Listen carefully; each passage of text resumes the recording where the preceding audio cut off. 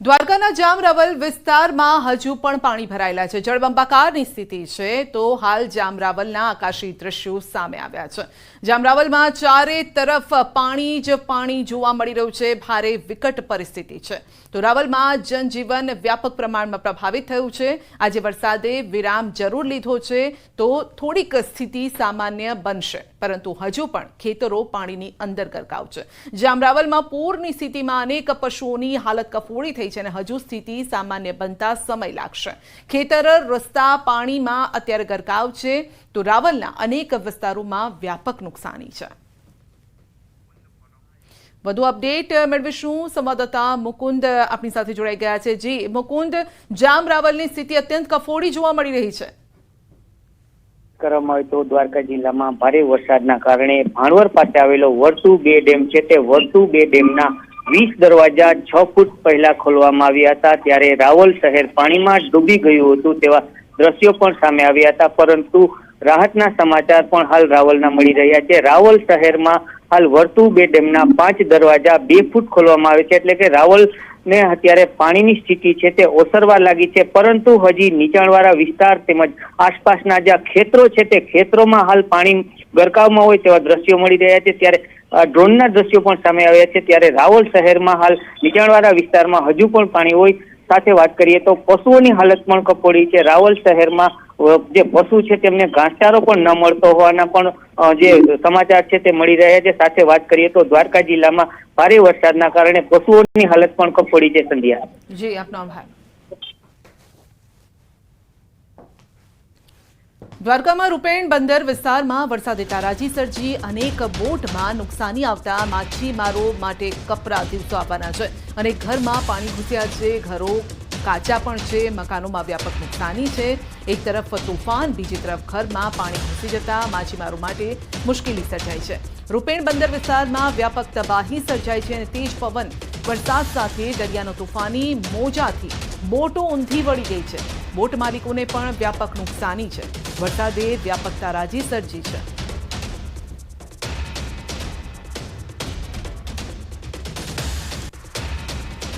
તો ભારે વરસાદે સર્જી છે તારાજી। સાણંદ તાલુકાના ખેડૂતો પાકમાં જે ખેતરો છે ત્યાં પાણી ફરી વળ્યા છે। 1500 વીઘાની ખેતી ફેલ થઈ ગઈ છે। સાણંદ તાલુકાના મટોડા ગામના ખેડૂતો પરેશાન છે। 1500 વીઘામાં ડાંગરના ખેતરમાં પાણી અત્યારે ફરી વળ્યા છે। તો ખેતરમાં પાણી ફરી વળતા ખેડૂતો હજારો રૂપિયા ખર્ચ જે કર્યો હતો પાકને લેવામાં તે અત્યારે એળે ગયો છે। તો ડાંગરની ખેતી કરી હતી, વાવેતર કર્યું હતું, પરંતુ બધામાં સડો આવી ગયો છે। મટોડા ગામનો હું ખેડૂત છું। આ મોરૈયા, પલવાડા અને સરી ત્રણેય ગામનું પાણી અમારા સીમાડામાંથી નીકળે છે, અમારા ખેતરોમાંથી જ નીકળે છે। પરંતુ અમે જ્યારથી રોપણી કરી તે પછી 5 વર્ષથી સરીવાળાએ નાળા બધા બાંધી દીધા છે। કોઈ કલેક્ટર, કોઈ મામલતદાર કે કોઈ અધિકારી અહીં આવતા નથી। તો અમારા હાથ ધોઈ નાખ્યા છે। હવે કંઈ જામતી નથી વળે એવું, અને એક ચીપ નથી રહી મહી। હવે અમારે કરવું તો શું, અને પાણીનો નિકાલ નથી થતો। તો ખેડામાં જળ પ્રલય બાદ તારાજીના દ્રશ્યો સર્જાયા છે। ખેડાના ઘણા ભાગો હજુ પણ પાણીમાં છે। અંબિકા કોમ્પ્લેક્સનો એક માળ સંપૂર્ણ પાણીમાં ગરકાવ છે। અંબિકા કોમ્પ્લેક્સના 50થી વધુ પરિવારોનું પોલીસ SDRFની ટીમે રેસ્ક્યુ ઓપરેશન કર્યું છે। માતર ધારાસભ્ય કલ્પેશ પરમાર અને મહામંત્રી અપૂર્વ પટેલ પણ રેસ્ક્યુમાં જોડાયા। ખેડા શહેરના મોટા ભાગના વિસ્તારો પાણીમાં ગરકાવ છે। ન્યૂઝ 18ની ટીમ પણ રેસ્ક્યુ ઓપરેશનમાં જોડાઈ હતી। જે પ્રકારે અત્યારે અંબિકા કોમ્પ્લેક્સમાં જે રહેલા લોકો છે તેમનું અત્યારે આગળ રેસ્ક્યુ કરવામાં આવી રહ્યું છે। જે લોકો બોટમાં ફસ્યા હતા તેમનું રેસ્ક્યુ કરવામાં આવ્યું છે। મહામંત્રી અપૂર્વ પટેલ, ધારાસભ્ય કલ્પેશ પરમાર સહિતના તમામ જે અધિકારીઓ છે તે આગળ પહોંચી ઉઠ્યા છે અને લોકોનું છે તે રેસ્ક્યુ કર્યા છે। સીધા ધારાસભ્ય સાથે વાત કરવાનો પ્રયત્ન કરીશું। ધારાસભ્ય શ્રી, ખેડાની પરિસ્થિતિ વંચી રહી છે, આપ પહોંચ્યા છો, શું કહેશો? બસ હાલની આ પરિસ્થિતિ જે છે પાણીની અતિશય રેસ્ક્યુ કરીને બધા લોકોને બહાર કાઢીને મદદ પ્રયત્ન કરીને ગામ લોકોના સંગઠનના આ લોકો R&D FR બધા સાથે થઈ મળી આ બધાનો બચાવ કરી રહ્યા છે। આ લોકોના રાહત પણ માટે કોઈ વ્યવસ્થા કરવામાં આવી છે? હાલ એક ફેર બચાવના પ્રયત્નો ચાલુ છે। એમને ખોરાક બહાર કાઢીને બચાવવાના રાહત ફંડની વસ્તુ પછી ભાજપ મહામંત્રી અપૂર્વભાઈ પટેલ પણ છે। અપૂર્વભાઈ, જે પ્રકારે રેસ્ક્યુ કરી રહ્યા છો, શું કહેશો? પરિસ્થિતિ ખૂબ જ વકરી રહી છે, પણ ધારાસભ્યશ્રી, સંગઠન અને તંત્ર કામે લાગેલું છે અને સૌ તંત્રની મહેનતથી આ તમે જોઈ રહ્યા છો સી બ્લોક અને જે બ્લોકની અંદર પબ્લિક છે એ પબ્લિકને હટાવવાનું કામ અહીંયા આગળ ખૂબ જ ઝડપથી અમે ચાલુ કરી દીધું છે અને બધાને બહાર કાઢવાનો પણ અમે પ્રયત્ન કરી રહ્યા છીએ. બિલકુલ એસડીઆરએફના પીઆઈ પણ આપણી સાથે સાહેબ આપની ટીમ આગળ આવી છે, કેવા પ્રકારની કામગીરી કરી રહ્યા છો? અહીંયા આ કોમ્પ્લેક્સમાં ફસાયેલા 40 થી 50 માણસોનો મેસેજ અમને મળ્યો હતો ખેડા કંટ્રોલ દ્વારા, એસડીઆરએફ કંટ્રોલ દ્વારા. તો અત્યારે અમે રેસ્ક્યુ ટીમ સાથે આવેલા છીએ, તેમને નીકળવાની કામગીરી ચાલુ છે. સાહેબ કેટલા લોકોનો સ્ટાફ તમારો જોડાયો છે, કેટલી પ્લાટૂન, કેટલા વ્યક્તિઓ? અત્યારે અમારું એક પ્લાટૂન એટલે 26 માણસો અહીંયા આગળ છે જે આ કામગીરીમાં જોડાયેલા છે. બિલકુલ કહી શકાય કે ખેડાની પરિસ્થિતિ વણસી રહી છે અને તેના જ લઈને આજે તમામ લોકો જે દ્રશ્યો બતાવીશ કે આજે અમુક લોકો છે જે સિરિયસ જેમને અત્યારે પાણીની અંદર ઉતરવું પડે તે માટે જે બોટના ટ્રેક્ટર દ્વારા તેમનું સ્થળાંતર કરવામાં છે.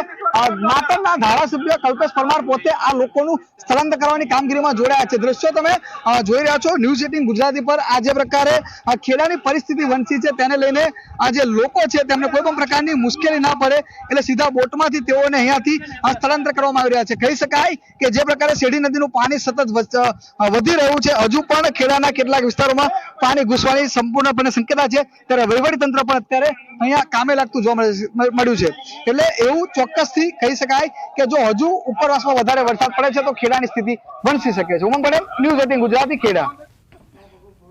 તો ગુજરાતમાં મેઘતાંડવ સમયે ભારતીય સેના, કોસ્ટગાર્ડ, એનડીઆરએફ, એસડીઆરએફની ટીમે રાહત બચાવની કામગીરી કરી અને જેમાં 29 ઓગસ્ટ 2024ના રોજ ભારતીય કોસ્ટગાર્ડે દરિયામાં જમીન પરના પૂરગ્રસ્ત વિસ્તારોમાં બચાવ કામગીરી કરી, જેમાં મહિયારી અને ધારસંગ ગામમાં ફસાયેલા 15 લોકોને સુરક્ષિત રીતે બચાવ્યા. તો 29મીએ બપોરે ICGALHએ હવાઈ કામગીરી કરીને જે વિસ્તારો છે નાયદ મફતનગર ગામમાં ફસાયેલા નાગરિકોને સુરક્ષિત રીતે બચાવ્યા હતા અને આ સ્થળે કોસ્ટગાર્ડે કુલ 31 ગામ લોકોને બહાર કાઢ્યા. તો વડોદરામાં પૂરની સ્થિતિ બાદ સ્થાનિક નેતાઓ સામે રહીશોનો વિરોધ છે. વડોદરામાં સ્થાનિક ભાજપના નેતાઓનો વિરોધ યથાવત. ગઈકાલે રાત્રે વોર્ડ 7ના ભાજપ કોર્પોરેટર બંદિશ શાહનો થયો વિરોધ. સલાટવાડા તુલસીબાઈની ચાલ ખાતે મુલાકાતે ગયેલા બંદિશ શાહને નાગરિકોએ ભગાડ્યા. બંદિશ શાહનો ઘેરાવ કરી નાગરિકોએ સવાલોનો મારો ચલાવ્યો અને 2 દિવસથી ભૂખ્યા તરસ્યા રહ્યા પણ કોઈ ઝાંખવા પણ ન આવ્યું તેવું સંભળાવી દીધું. તો પૂરગ્રસ્ત વિસ્તારોમાં પાણી ઓસર્યા બાદ મુલાકાતે ગયા હતા કોર્પોરેટર. લોકોના રોષનો શિકાર બનવું પડ્યું હતું અને ત્યારબાદ તેઓ સ્થળ પરથી ભાગ્યા હતા.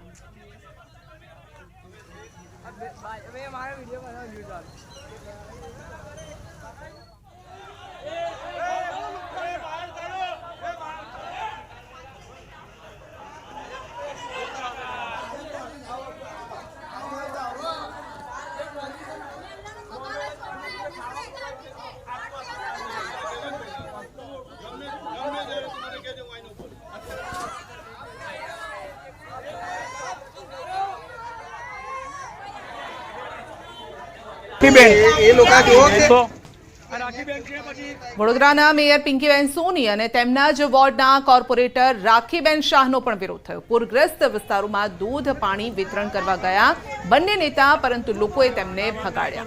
મેયર અને કોર્પોરેટર તેમના વિસ્તારના નાગરિકોના રોષનો ભોગ બન્યા. લોકોએ કહ્યું કે અમને દૂધ નથી જોઈતું, તમે અહીંથી નીકળી જાઓ. અમે ભૂખ્યા તરસ્યા હતા ત્યારે તમે કેમ ન આવ્યા? લોકોના વિરોધને જોતા મેયર અને કોર્પોરેટરે ચાલતી પકડી હતી. તો 2 દ્રશ્યો અમે આપને બતાવી રહ્યા છે. એક તરફ પૂરની પરિસ્થિતિ, બીજી તરફ રહીશોનો ગુસ્સો, કારણ કે છેલ્લા 3 દિવસથી તેઓ પૂરની વચ્ચે હતા. ન ખાવાનું મળ્યું, ન તેમને દૂધ મળ્યું, કારણ કે નાના બાળકો, વૃદ્ધો પણ ઘરમાં હતા અને ત્યારે કોઈ નેતા જોવા ન આવ્યું.